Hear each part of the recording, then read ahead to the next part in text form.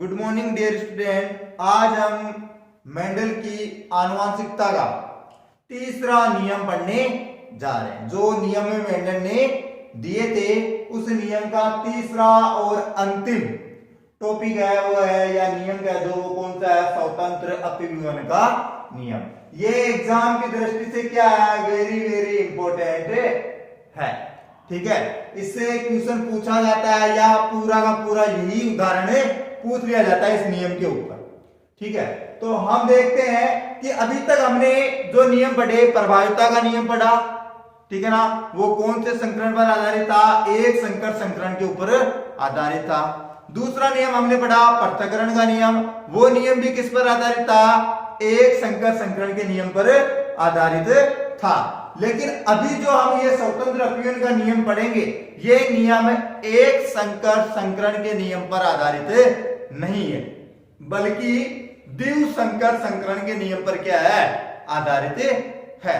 तो द्विव संकर संकरण का मतलब हमने आनुवांशिक शब्दावली में एक संकर की परिभाषा पढ़ी, तो उसमें क्या था कि एक लक्षण की वंशागति का क्या किया जाता है? अध्ययन। द्विव संकर संकरण में दो लक्षणों की वंशागति का क्या किया जाता है? अध्ययन। त्रिसंकर में हो तो तीन लक्षणों की, और बहुसंकर में हो तो बहुत सारे लक्षणों की वंशागति का अध्ययन किया जाता है। तो यहां पर ये नियम जो है वो कौन से संकरण पर आधारित है? द्विव संकर संकरण के नियम पर आधारित है। ठीक है, तो देखिए इस नियम के अनुसार दो या दो से अधिक विपर्यासी लक्षणों युक्त पादपों का संकरण करवाया जाता है। दो या दो से अधिक विपर्यासी लक्षण वाले, ठीक है ना, पादपों का क्या करवाया जाता है? संकरण कह दो या क्रॉस, ये करवाया जाता है। अब देखो वो विपर्यासी लक्षण क्या क्या हो सकते हैं। जैसे कि हमने 7 जोड़ी विपर्यासी लक्षणों का क्या किया था? अध्ययन किया था एक सारणी बनाकर, जिसमें मैंने आपको पौधे की ऊंचाई के लक्षण बताए थे, परिपक्व फली का आकृति बताई थी, ठीक है ना, पुष्प का रंग बताया, बीज का आकार बताया। जो ये मैंने लक्षण बताए विपर्यासी लक्षण, उन लक्षणों में से कितने लक्षणों का? दो या दो से अधिक, ठीक है ना, लक्षणों का क्या किया जा रहा है? अध्ययन किया जा रहा है। ठीक है, तो जब उन लक्षणों युक्त पादपों का जब संकरण करवाया जाता है तो एक लक्षण की वंशागति का दूसरे लक्षण की वंशागति पर किसी भी प्रकार का कोई प्रभाव नहीं पड़ता है, अर्थात वो क्या रहते हैं? स्वतंत्र रहते हैं, मनमोजी रहते हैं। कि यानी कि एक लक्षण के जो साइड इफेक्ट है वो दूसरे लक्षण की स्थिति पर कोई प्रभाव नहीं डालेंगे। फिर बात आती है कि अर्थात प्रत्येक लक्षण के युग्म विकल्पी केवल पृथक ही नहीं होते, अपितु विभिन्न लक्षणों के युग्म विकल्पी एक दूसरे के प्रति क्या दर्शाते हैं? स्वतंत्र रूप से व्यवहार दर्शाते हैं। यानी कि अलग अलग तो रहते ही हैं प्रत्येक लक्षण के युग्म विकल्पी। अब ध्यान रखना, एक लक्षण के कितने युग्म विकल्पी हो सकते हैं? दो। कितने हो सकते हैं? दो युग्म विकल्पी हो सकते हैं। तो प्रत्येक लक्षण के जो युग्म विकल्पी होंगे वो अलग तो होंगे ही, साथ ही वो दूसरे लक्षण के युग्म विकल्पी पर भी कोई प्रभाव नहीं डालेंगे। ठीक है, यानी स्वतंत्र रूप से क्या दर्शाएंगे? व्यवहार दर्शाएंगे।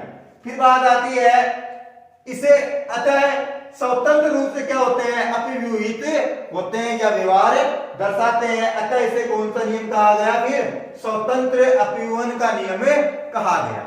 ठीक है, ये तो हुई इस नियम की बात। ठीक है, कि स्वतंत्र अपव्यवन का नियम क्या है। अगर आपको पूछा जाए कि स्वतंत्र अपव्यवन का नियम लिखिए, अगर मार्क जो हो, संख्या जो हो, ठीक है, अंक हो उस क्वेश्चन के एक, तो सिर्फ आपको कितना करना है? यहां से लेकर इतना करना है, ठीक है ना। अगर संख्या 1 से 2 मिल जाए, 3 मिल जाए, 4 मिल जाए, ठीक है ना, तो हमें क्या करना है? इस उदाहरण को उसके साथ में ऐड करना है, ठीक है ना।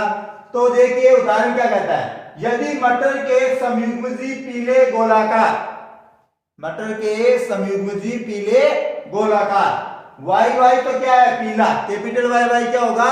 पीला, और कैपिटल आर आर क्या है? गोलाकार। तो क्या बन गया? पीले गोलाकार। बीज वाले पौधे का, ठीक है ना, हरे झुर्रीदार, हरा, ठीक है ना, आर आर, ठीक है ना, स्मॉल वाई वाई क्या है? झुर्रीदार, ठीक है ना। बीज वाले पौधों से जब संकरण करवाया जाता है तो F1PD में जो हमें पौधे कह दो या जो हमें बीज प्राप्त होते हैं, ठीक है ना, वो पीले गोलाकार वाले बीज ही हमें प्राप्त होते हैं।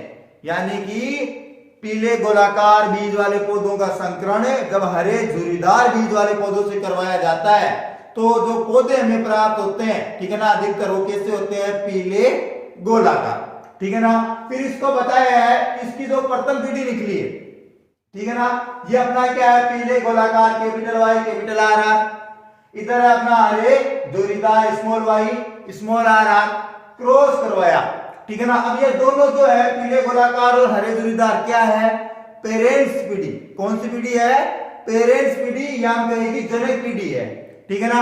अब जनक पीढ़ी है तो इन्हें क्या चाहिए, संतति, क्या चाहिए, संतति चाहिए, ठीक है ना। तो ये क्या करेंगे, दोनों संकरण करेंगे, क्रॉस करेंगे। तो क्रॉस करेंगे तो इनमें से क्या निकलेंगे, पेरेंट्स पीढ़ी से युग्मक निकलेंगे, ठीक है ना, क्या निकलेंगे, युग्मक। तो जब युग्मक निकलेंगे तो इस कैपिटल वाई का तो वाई का तो केवल वाई आएगा और कैपिटल आर आर का क्या आएगा, ओनली आर। और इधर क्या होगा, हरे झुर्रीदार में स्मॉल वाई का तो केवल स्मॉल वाई आएगा और स्मॉल आर आर का केवल स्मॉल आर आएगा। तो ये दोनों तो क्या हो गए, युग्मक, ठीक है ना। अब ये युग्मक क्या होंगे, संलयित, क्या होंगे, संलयित होंगे। यानी कि किसका निर्माण करेंगे, युग्मनज का, किसका निर्माण करेंगे, युग्मनज का। तो यहां पर ये जो युग्मनज है बन रहा है, क्या बन रहा है, capital Y small Y capital R small R, ये बन रहा है, ठीक है। तो ये अपने क्या है, पीले गोलाकार विषम युग्मजीय लक्षण दिखाई दे रहे हैं। कैसे, पीले गोलाकार। अब ध्यान रखिएगा, प्रभावी विशेषता प्रकट जहां पर होती है वहां पर अप्रभावी लक्षण जो होते हैं वो छिपे हुए होते हैं। अब आप सोच रहे होंगे कि सर जो है वो पीले गोलाकार विषम युग्मजीय क्यों बोल रहे हैं, इनको हरे गोलाकार विषम युग्मजीय पौधे क्यों नहीं बोल रहे। तो इसका कारण यही है कि ये जो कैपिटल वाई है ये क्या है, प्रभावी लक्षण है, तो ये स्मॉल वाई को क्या कर देता है, छिपा देता है। और यहाँ पर कैपिटल आर क्या है, प्रभावी लक्षण है, और स्मॉल आर क्या है, अप्रभावी, यानी कि ये छिपा हुआ रहेगा। तो ये जो capital Y small Y capital R small R, ठीक है ना, ये क्या है, अपनी F1 पीढ़ी, क्या है, F1 पीढ़ी। अभी तक हमने F1 पीढ़ी क्या निकाली थी, कैपिटल टी स्मॉल टी, ये निकाली थी ना, लेकिन वो केवल दो नियमों में थी। कौन कौन से, प्रभाविता के नियम में और पृथक्करण के नियम में। और पृथक्करण के दो अलग से नियम थे, कौन कौन से, बाह्य संकरण और संकरपूरक संकरण के दो पार्ट बटे थे ना, बाह्य संकरण और परीक्षण संकरण। तो उसके अंदर ही हमें F1 पीढ़ी के रूप में यह प्राप्त पीढ़ी हो रही थी। तो अब यहाँ पर क्या है कि लक्षण ही अलग है, ठीक है ना, दो या दो से अधिक लक्षणों की वंशागति का अध्ययन किया जा रहा है, यानी कि हम द्विसंकर संकरण पढ़ रहे हैं। तो यहाँ पर पीढ़ी क्या हो गई, चेंज, ठीक है।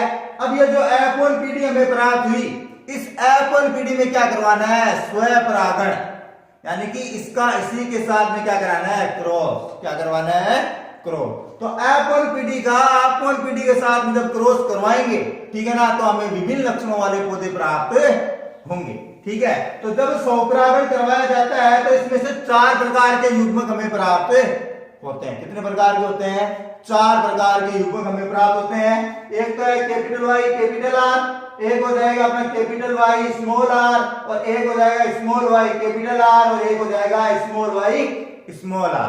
तो ये 4 प्रकार के युग्मक हमें प्राप्त होते हैं। इन चारों युग्मकों का, इन्हीं चारों युग्मकों के साथ क्या करवाना है, क्रॉस। तो हमें क्या होगी, F2 प्राप्त होगी, यानी कि लक्षण विभिन्न लक्षणों वाले पौधे हमें प्राप्त होंगे। तो हम चलते हैं इस चार्टर बॉक्स की ओर, ठीक है।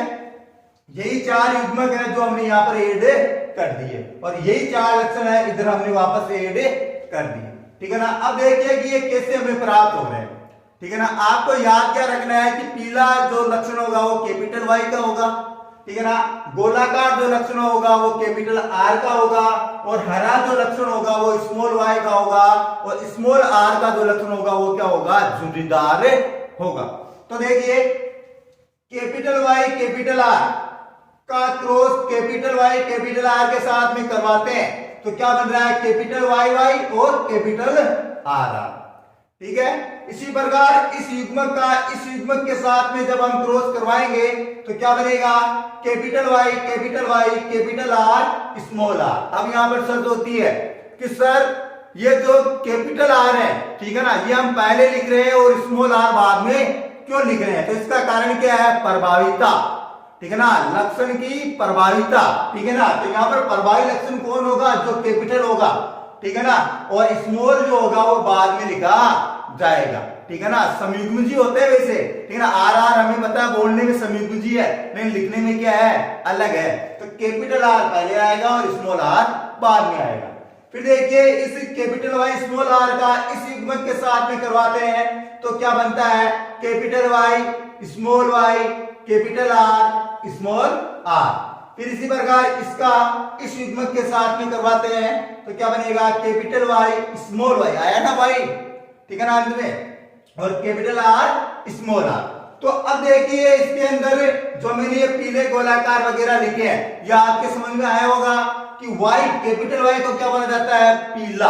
तो मैंने यहाँ पे लिखा पी, ठीक है ना, शॉर्टकट लिखा है। कैपिटल आर को क्या बोला जाता है? गोलाकार। तो क्या बन गया है? ये पूरा पीला गोलाकार। ये भी क्या बन रहा है? पीला गोलाकार। यहाँ पर स्मॉल आर आया है लेकिन फिर भी क्या है? पीला गोलाकार। क्यों? क्योंकि स्मॉल आर जो है अप्रभावी लक्षण में छिपा हुआ है, ठीक है ना।